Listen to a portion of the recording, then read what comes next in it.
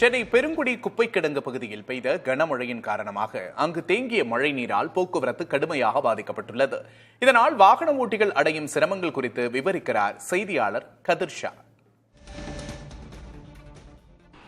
சென்னை பெருங்குடி குப்பை கிடங்கு பகுதியில் நேற்று பெய்த திடீர் கனமழை காரணமாக அப்பகுதியில் பெருமளவு தண்ணீர் தேங்கியுள்ளது. இதனால் அப்பகுதியில் வாகன ஓட்டிகள் கடும் சிரமத்திற்கு ஆளாகியுள்ளனர். சென்னையில் சேகரிக்கப்படும் குப்பைகள் அனைத்தும் பள்ளிக்கரணை அருகே உள்ள பெருங்குடி குப்பை கிடங்கில் கொட்டப்படுகின்றன. இவ்வாறு கொட்டப்படும் குப்பைகளானது வெளியேறும் கழிவுநீர் முறையாக சுத்திகரிக்கப்படாமல் பள்ளிக்கரணை சதுப்பு நில பகுதியில் கலப்பதால் அந்த பகுதியின் சுற்றுச்சூழலுக்கு பெரும் பாதிப்பு ஏற்பட்டு வருகிறது.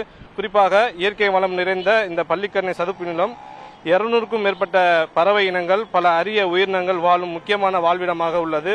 ஆனால் குப்பைகள் கழிவுகளால் ஏற்படும் மாசுபாட்டின் காரணமாக வாழ்விடங்கள் சுருங்குவதோடு உயிரியல் பன்முகத்தன்மையும் கடுமையாக பாதிக்கப்பட்டுள்ளது. இத்துடன் தொடர்ச்சியாக குப்பைகள் கொட்டப்படுவதாகவும் ஆக்கிரமிப்புகள் அதிகமும் பள்ளிக்கரணை சதுப்பு நிலத்தின் பெரும் பகுதி அழிந்து விடுவதாக சமூக ஆர்வலர்கள் குற்றம் சாட்டியுள்ளனர். இந்த பகுதியை பெரும் வெள்ளம் வருவதற்கு முன்னால் துரித நடவடிக்கை எடுக்க வேண்டும் என வாகன ஓட்டிகள் கோரிக்கையாக உள்ளது. புதிய தலைமுறை செய்திகளுக்காக ஒளிப்பதிவாளர் மதுவுடன் செய்தியாளர் கதிர்ஷா.